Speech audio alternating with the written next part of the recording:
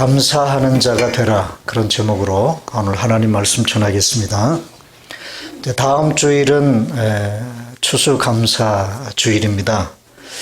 추수감사절은 모든 성도들이 한 해 동안의 감사 생활을 총결산하는 감사절기입니다.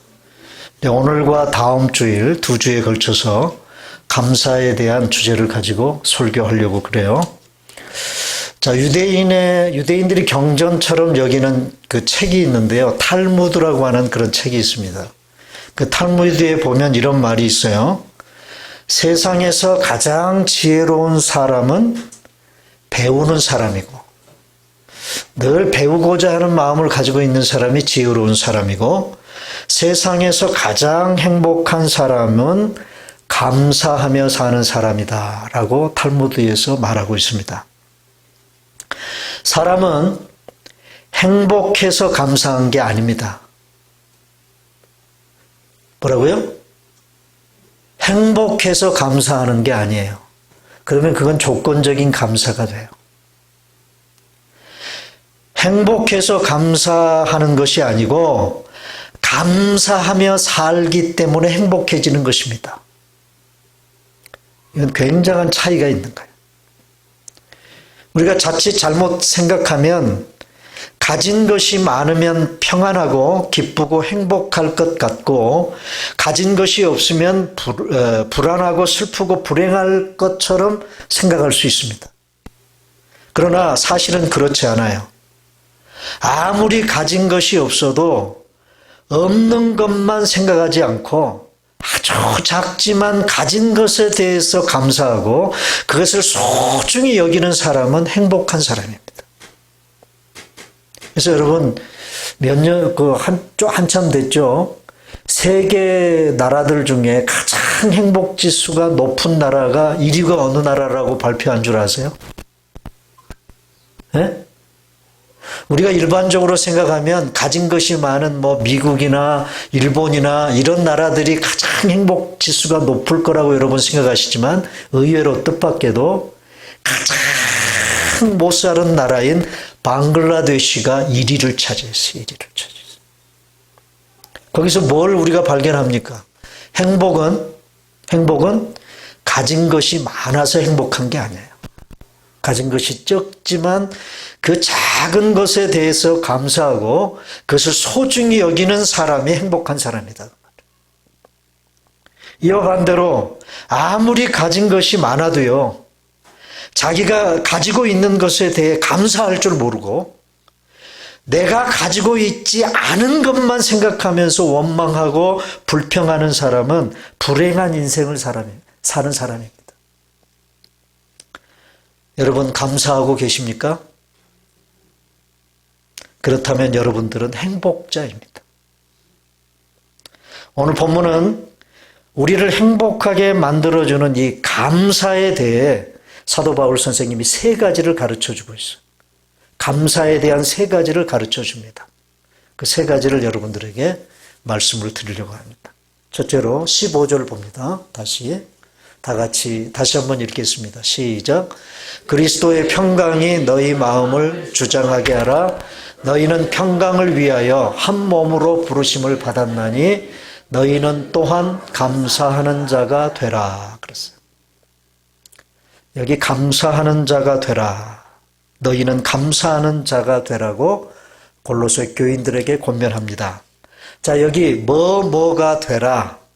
영어로 하면 become이라는 말인데 뭐가 되라 라는 이 말에 해당하는 헬라어가 뭐냐면 기네스테라는 단어예요. 기네스테라는 단어인데, 이 단어는 어떤 의미를 시사하는 단어냐면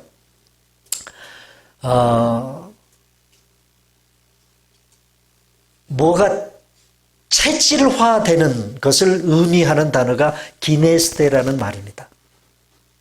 그러니까 감사하는 자가 되라는 말은 감사하는 삶을 체질화하라, 그런 말이라 그 말이에요. 그게 기네스테라고 하는 헬라어의 의미예요. 뜻이에요. 모름지기 우리 예수 믿는 사람들의 트레이드 마크는 뭐가 돼야 되느냐 하면 감사가 돼야 돼. 감사. 예수는 믿는다고 하는데 늘 얼굴 찌푸리고 다니고 찡찡거리고 불평하고 불만하는 사람은요, 온전히 예수 믿는 사람 아닙니다. 정말 제대로 주님의 은혜를 깨닫고 예수 믿는 사람들은 늘 감사가 끊어지지 않는 사람. 우리 남자들은 군대 갔다 오신 분들은 군대에서 앞에 나보다 직급이 높은, 계급이 높은 상관이 내 앞에 서서 손만 내밀어도 바로 입에서 튀어나오는 게 뭐죠? 에? 관등성명이 튀어나와야 돼. 관등성명이. 네! 병장 이동훈. 그리고 그건 그 머뭇머뭇거려서는 안 됩니다. 옆에서 어깨만 툭 쳐도 네! 병장 이동훈. 그리고 관등성명을 얘기해야 돼. 우리 예수 믿는 사람들은요, 누가 옆구리만 콕 찔러도 감사합니다가 터져나와요.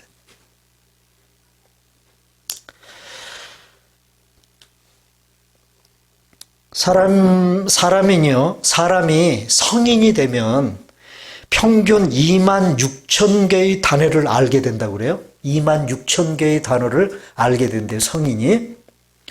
그 중에 사람을 가장 기쁘게 해주는 말이 뭐냐면 감사합니다 라는 말이라고 그래요.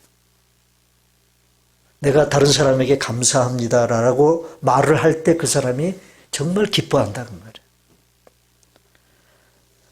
그런데 이 감사합니다라는 이 말은 사람만 기쁘게 하는 게 아니고요, 우리 하나님을 가장 기쁘시게 하는 말이기도 하다는 것입니다. 하나님이 언제 기뻐해요? 내가 하나님께 하나님 감사합니다 라고 감사를 드릴 때 하나님이 기뻐하신다는 겁니다.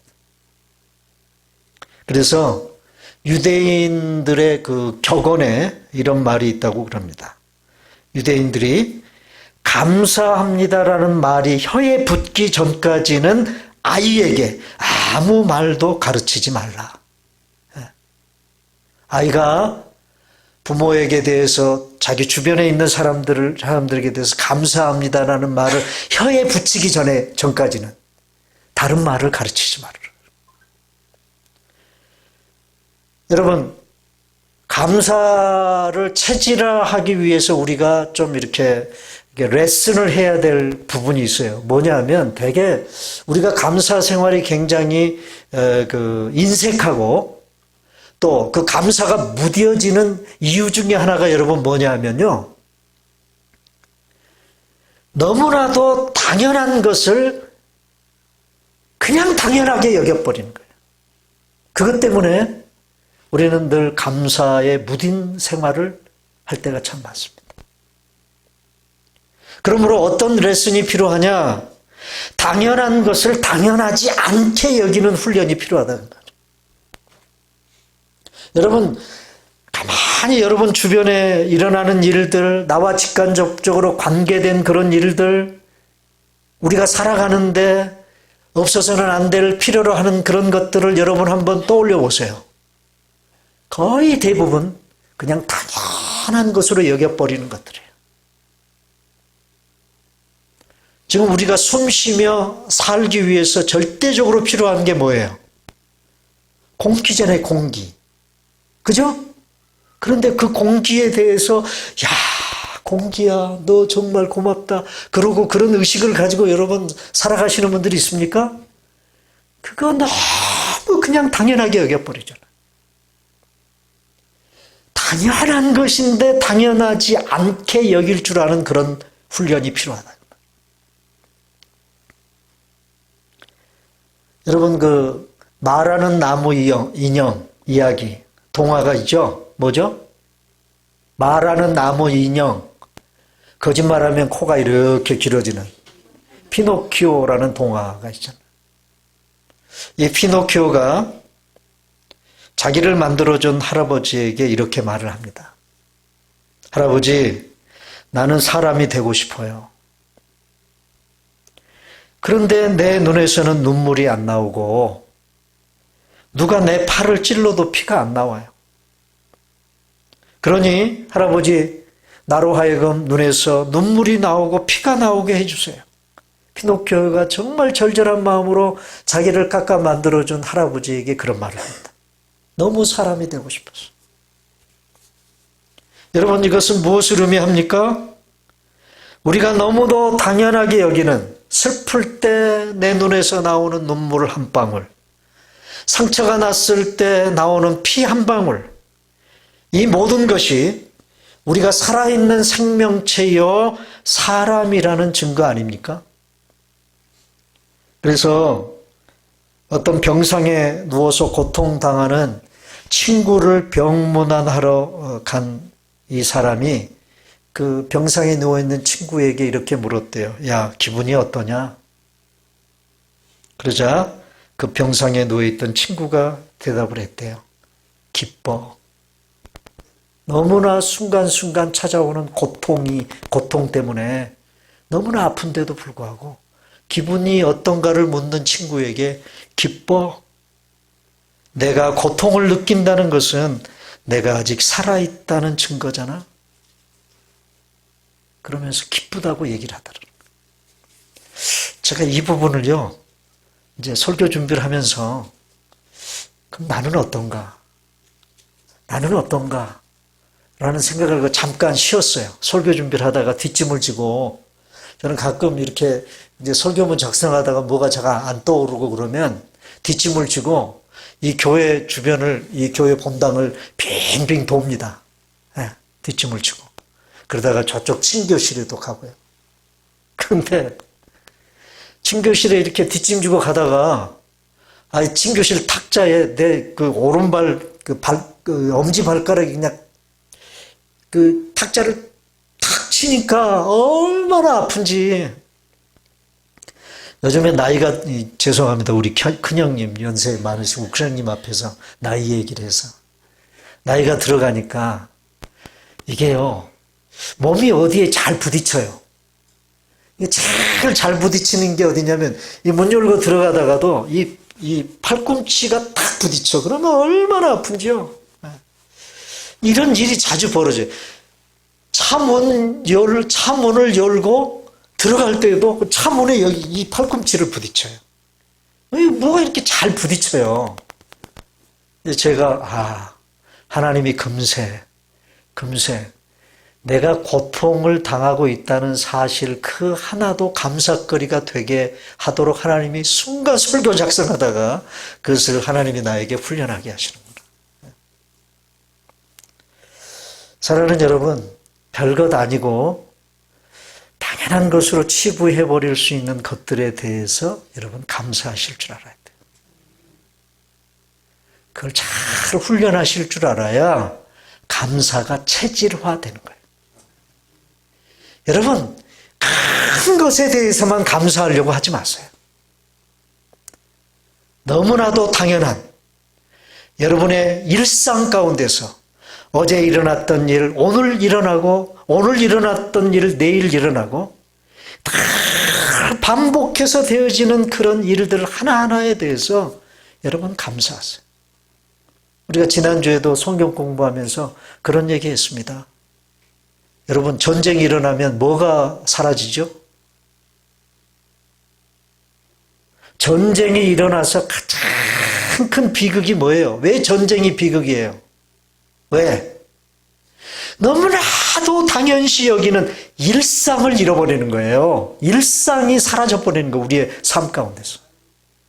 그래서 전쟁은 비극이에요. 그래서 여러분, 평화가 뭔지 아십니까? 평화라는 말은 다른 말로 번역을 하면요, 평화란 전쟁이 그치는 것이 평화가 아니에요. 잃어버린 일상을 다시 회복하는 게 평화예요. 그러면 여러분, 여러분의 일상 가운데서 매일매일 벌어져서 너무나도 당연한 것으로 여기는 것들에 대하여 여러분 감사할 줄 아셔야 된다는 말이에요. 그 부분에 대한 감사의 감각을 여러분 회복하셔야 감사가 체질화된 감사하는 자가 될 수 있다는 말이에요. 이게 사도 바울이 감사에 대해서 가르치는 첫 번째 가르침입니다. 그 다음에 16절 다 같이 읽습니다. 다시 시작. 그리스도의 말씀이 너희 속에 풍성히 거하여 모든 지혜로 피차 가르치며 권면하고 시와 찬송과 신령한 노래를 부르며 감사하는 마음으로 하나님을 찬양하고. 자, 여기 감사하는 마음으로 하나님을 뭐하라? 찬양하라. 이게 감사하는 마음을 얘기하고 있습니다. 그런데 여러분 잘 보시면요. 여기 시, 찬송, 신령한 노래, 찬양 이런 것들은 언제 하는 거죠, 우리가? 언제 합니까? 예배 드릴 때 하는 거죠. 예배. 그러니까 이 말을 이렇게 바꿔서 읽을 수도 있어요. 감사하는 마음으로 하나님을 예배하고.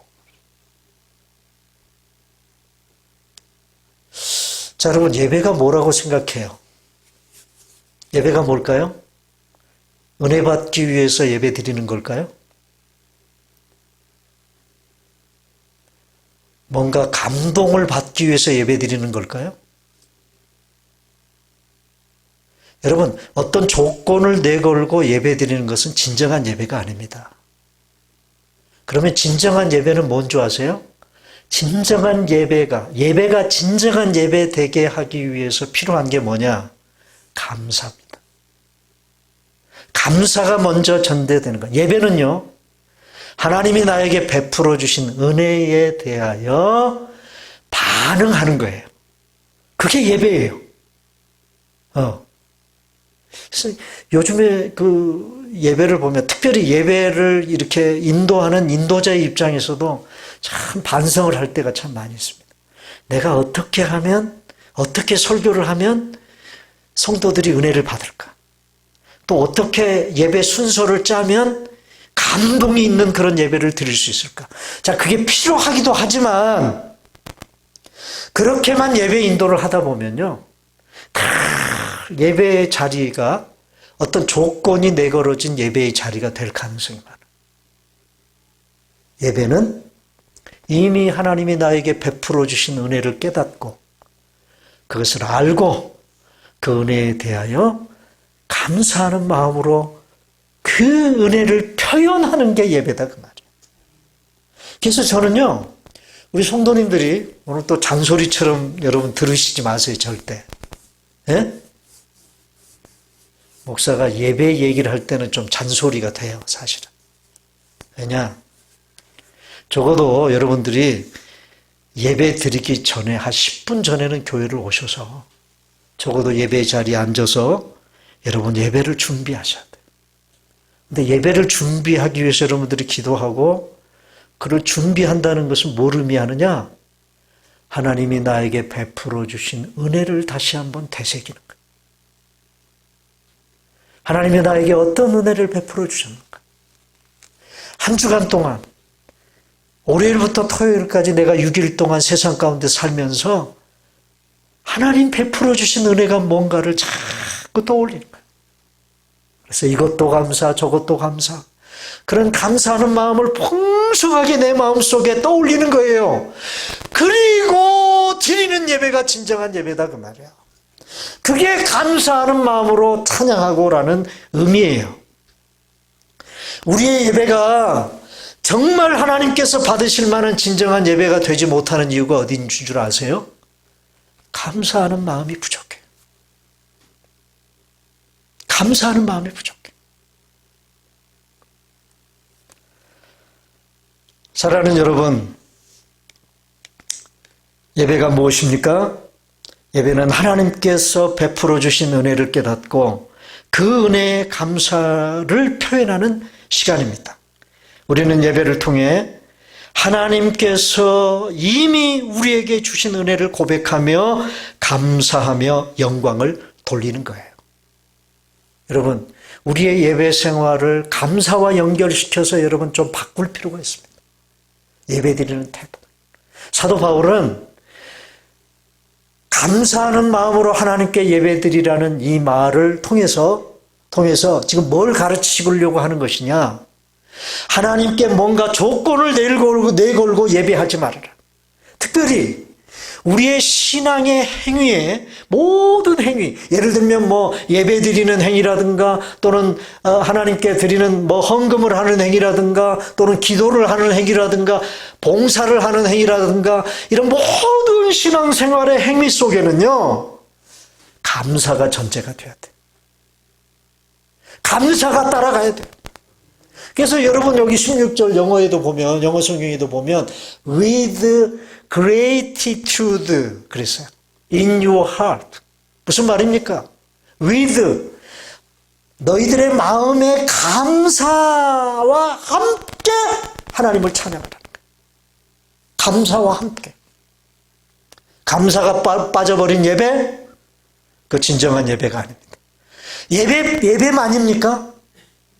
감사가 항상 따라가야 되는 그 신앙의 행위 중에 또 하나, 사도 바울 선생님이 빌립보 교인들에게 하신 말씀을 우리가 잠깐 찾아보면 빌립보서 4장 6절 봐요. 다 같이 시작.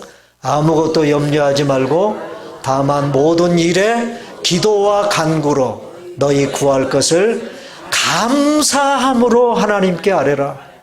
기도할 때도 감사함으로 기도하라. with thanksgiving. 예? 여러분, 감사가 빠져버린 봉사? 그거는요, 마지못해서 하는 봉사가 되는 거예요. 교회에서 여러분들이 봉사하고 또 누가 어떤 그 섬김을 위한 봉사를 요구할 때 우리가 종종 힘든 그런 일을 하려고 하다 보면 마음속에서 불평도 생기고 찡찡거리고 싶은 그런 마음도 생기죠. 근데 그걸 싹 없앨 수 있는 비결이 뭐냐? 하나님 나에게 이렇게 봉사할 수 있는 시간도 주시고 달란트도 주시고 건강도 주셨으니 얼마나 감사하냐. 그러니 아낌없이 봉사해야지. 이게 진짜 봉사란 말이에요. 모든 우리의 신앙 행위에는요, 감사가 따라가야 돼요. 감사. 그래야 그것이 진정한 신앙의 행위가 되는 것입니다. 자, 그 다음에 마지막 세 번째, 감사에 대한 또 다른 가르침이 있어요. 자, 17절입니다. 다 같이 시작. 또 무엇을 다루든지 말에나 일에나 다 주 예수의 이름으로 하고 그를 힘입어 하나님 아버지께 감사하라. 자, 여기 그를 힘입어 하나님 아버지께 감사하라. 감사하는데 어떻게 감사해야? 두 가지를 얘기하고 있습니다. 이 짤막한 구절에서. 첫째, 그를 힘입어 감사하라. 여기서 말하는 그는 누굴까요? 예수 그리스도예요. 예수 그리스도를 힘입어 감사하라. 자, 여러분, 어떻게 하는 게 예수 그리스도를 힘입는 걸까요? 여기 사도 바울이 그 앞에 16절에서 감사하는 마음으로 찬양하라 그랬을 때, 여러분 참 특이한 게 오늘 본문에는 15절에도 감사라는 단어가 나오고 16절에도 감사라는 단어가 나오고 17절에도 감사라는 단어가 매 절마다 나와요. 그런데 15절과 17절에서의 감사라는 단어의 헬라어는 무슨 단어냐면 그 유카리스테오라는 단어예요. 유카리스테오. 이게 오리지널 명사로서의 감사라는 단어가 헬라어로 유카리스테오라는 단어예요. 근데 15절과 17절에서는 이 유카리스테오라는 감사라는 단어를 사용했어요. 그런데 사실은 헬라어 원문에 보면요, 16절에 나오는 감사하는 마음 할 때 그 16절의 감사는요, 유카리스테오가 아니에요. 그럼 뭘까요? 여러분, 그 관주 성경을 가지고 계신 분들은요, 거기 그 16절에 감사하는 마음에서 감사에다가 거기에 그 몇 번이라고 써져 있더라. 제가 가지고 있는 관주 성경을 보면 거기 2번 그렇게 써져 있어요. 2. 감사 앞에 2. 빨간 글씨로 2자가 써져 있다. 그 얘기는 뭐예요? 각 줄을 보라는 거예요. 밑에 각 줄을. 그래서 2번을 찾아보니까 뭐라고 써져 있냐. 제가 가지고 있는 성경에는 또는 은혜 그렇게 돼 있어요. 뭐요? 은혜. 그래서 실제로 헬라어 원문에는요, 16절의 감사가 그 헬라어로 은혜라는 단어가 카리스라는 단어입니다. 카리스. 그래서 실제로 헬라어 원문에는 16절의 감사가 카리스예요. 유카리스테오가 아니에요. 카리스예요. 그런데 우리말 성경은 번역을 할 때 똑같이 감사로 번역을 했어요. 감사로. 그런데 이 감사와 은혜는 뗄래야 뗄 수 없는 관계 속에 있습니다. 오늘 여기 17절에서 그를 힘입어 감사라는 말 속에 은혜라는, 이 카리스라는 은혜라는 의미가 담겨져 있는 거예요. 여러분, 자 보세요. 예수 그리스도를 힘입어야만 우리가 진정한 감사를 할 수 있다는 겁니다. 그러면 예수 그리스도 때문에 우리가 감사해야 되는, 예수 그리스도를 통해서 감사해야 될 그 절대적인 감사가 뭐예요? 뭡니까? 다른 것 때문에 감사할 수 없다고 해도 이것 하나만 가지면 감사하지 않을 수 없는 한 가지가 있어요. 그게 뭐예요?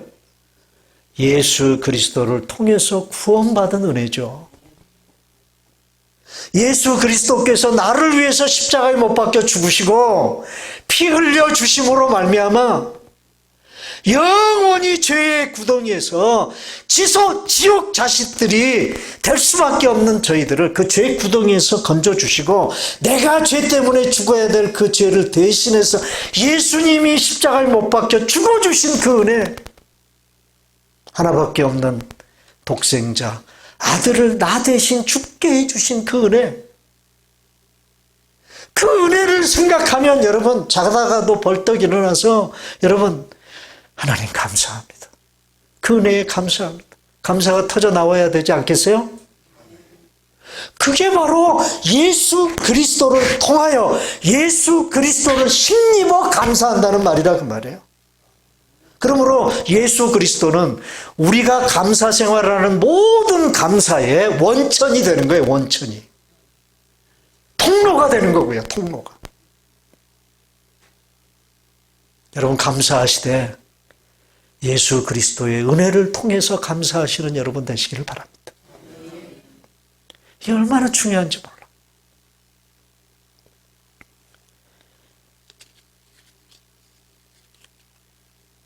지금도 마찬가지죠.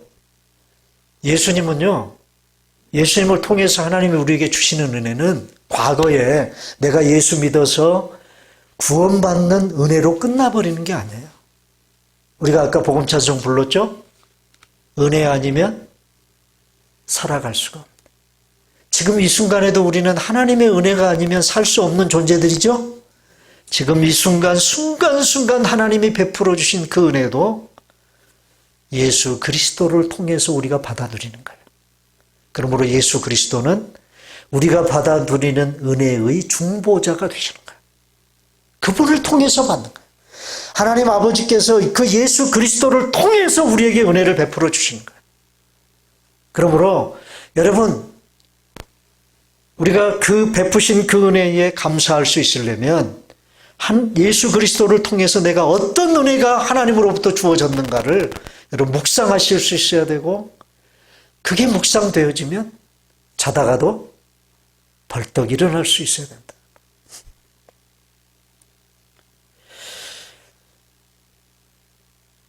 여러분 오늘 본문에서 그를 힘입어 하나님께 감사하라고 말할 때 예수 그리스도를 통해서 하나님이 우리에게 베풀어 주신 은혜가 잘 안 깨달아져요, 하나님. 예? 그래서 그 예수 그리스도를 통해서 하나님 베푸신 그 은혜가 잘 안 깨달아져서 그 부분이 너무나 관념적이신 분들이 있는데, 여러분, 우리가 잘 암송하는 성경 구절 중에 요한복음 3장 16절 말씀을 우리 다시 한번 천천히 읽어보면서 다시 한번 잠자고 있는 내 안에서 잠자고 있는 그 예수 그리스도를 통해서 우리에게 베풀어 주신 하나님의 사랑, 그 사랑을 한번 깨워 보실 수 있었으면 좋겠어요. 이 말씀이 여러분들의 마음속에 잠자고 있는 하나님의 은혜를 깨우는 그런 시간이 됐으면 좋겠는데, 우리 다 같이 한번 읽어보겠습니다. 시작. 하나님이 세상을 이처럼 사랑하사 독생자를 주셨으니 이는 그를 믿는 자마다 멸망하지 않고 영생을 얻게 하려 하심이라. 이처럼의 사랑. 하나님이 우리를 이처럼 사랑해 주셨어요. 그래서 종종 우리가 이 성경 구절을 읽을 때는 세상을 이라는 단어에다가 자기 이름을 집어넣고 내 이름을 집어넣고 한번 읽어보면 좀 다른 느낌을 우리가 갖게 돼요. 우리 한번 해봤으면 좋겠어요. 자, 하나님이 세상을이 아니라 하나님이 이동훈 목사를 이처럼 사랑하사. 자, 거기까지만 우리 한번 다 같이 여러분의 이름을 넣어서 한번 읽어보십시다. 다 같이 시작. 하나님이 이동훈 목사를 이처럼 사랑하사. 자, 그러면 여기서 말하는 이처럼은 뭐예요? 독생자를 주셨다는 거예요. 하나밖에 없는 아들을 나를 위해서 십자가에 내어주셨다는 거예요. 어느 정도까지 아들을 내어주셨어요? 죽기까지. 근데 여러분, 예수님이 십자가에 못 박혀 죽으실 때 마지막 절규가 뭐예요? 마지막 외침이 뭐였습니까? 엘리 엘리 라마 사박다니. 무슨 말이죠? 아람어인데 무슨 말이죠? 나의 하나님 어찌하여 나를 뭐예요? 버리시나이까. 자기 아들로부터 자기 아버지로부터 아들인 자기가 버림을 받는 거예요. 버림을. 하나님은요, 자기 아들을 우리를 위해서 버리는 자리에까지 떨어지게 하시면서까지도 우리를 사랑하셨다. 여러분, 나를 위한 하나님의 이처럼의 이 사랑을 여러분 좀 알고 깨닫고 신앙생활 하셨으면 좋겠어요. 그래야 여러분 감사할 수 있다는 거예요. 이걸 깨닫고 이걸 알고 정말 하나님께 감사할 수 있는 사람이 그를 힘입어 예수 그리스도를 힘입어 하나님께 감사하는 자가 되는 거라고. 또 한 가지요. 자, 17절 다시. 자, 또 한 가지. 그를 힘입어 감사하라고 그랬고 또 한 가지. 하나님 아버지께 감사하라고 그랬어. 하나님 아버지께 감사하라. 감사의 대상이 누구라는 것입니까? 감사의 대상이 누구라는 거예요? 하나님 아버지라는 것입니다. 여기서 또 한 가지, 정말 진정한 감사가 뭔가 하는 것을 우리가 배울 수 있는데요. 진정한 감사는 감사를 드리는 대상이 분명하다는 거예요. 감사를 드리는 대상이 분명하다는 겁니다. 가끔 우리 주변에 보면요, 대상이 분명하지 않은 감사를 하는 사람들이 종종 있어요. 예수 믿는 사람들 중에서도. 요즘 사람들이 보통 좋은 일이 있을 때 흔히 참 감사해 그렇게 말하는 것을 들을 때가 있습니다. 이 말은 앞에 생략된 말이 있죠. 그죠? 이런 일이 이루어지게, 이런 일을 이루어지게 하신 하나님께 참 감사해 라는 뜻일 것입니다. 그러나 사실 엄밀하게 말해서 대상이 없는 감사의 표현은요, 참 다행이다. 좋은 일이 일어났네, 나에게. 이 정도의 의미를 말하는 것에 불과할 수 있다는 거예요. 그렇다면 이 말은 진정으로 감사를 표현하는 말이 아닐 수 있습니다. 이것은 감사의 대상에 대한 인격적인 관계 없이 감사하는 것입니다. 그냥 좋은 일이 있었다는 표현일 뿐일 수 있다는 말이에요. 많은 그리스도인들 중에 이런 대상 없는 감사를 남발하시는 분들이 있어요. 혹시 우리들이 아닙니까? 여러분, 감사를 드리는 대상이 여러분 분명하셔야 돼요. 참 감사해. 그 말만 하지 마시고요. 꼭 앞에다가 뭐라고? 하나님 은혜가 참 감사해. 그렇게 여러분 말하실 수 있어야 된다는 거죠. 그래서 구약성경에 소위 감사의 장이라고 일컬어지는 대표적인 감사의 장인 시편 136편 보시면 시편 기자는 이렇게 얘기를 합니다. 다 같이 시작. 여호와께 감사하라. 그는 선하시며 그 인자하심이 영원하미로다. 여러분, 시편 136편을 오늘 집에 가셔서 한번 읽어보세요. 각 절마다, 매일 각 절마다 여호와께 감사하라는 말을 거듭거듭 반복합니다. 누구에게 감사해라? 여호와께 감사. 감사의 대상을 너무나도 분명히 하는 것을 볼 수 있어요.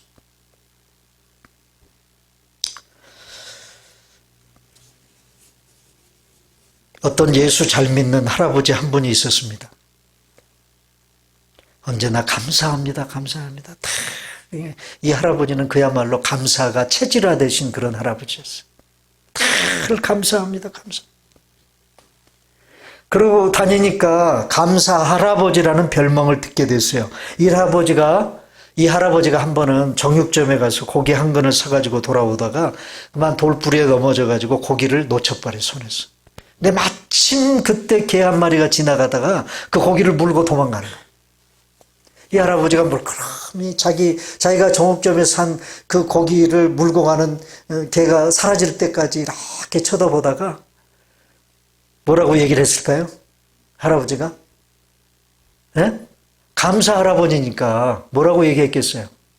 혼잣말로 하나님 감사합니다 그러더래. 근데 옆에서 그 모습을 정말 얼마나 짠해요.